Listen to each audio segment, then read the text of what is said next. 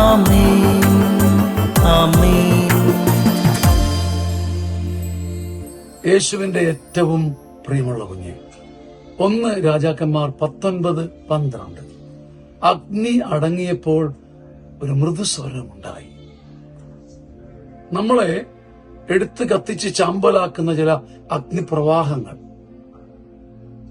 നമ്മളെ കരിച്ച് ചാമ്പലാക്കി കളയുന്ന ചില തീക്കുണ്ടങ്ങൾ നമ്മുടെ ജീവിതത്തിലൂടെ കടന്നു പോകും.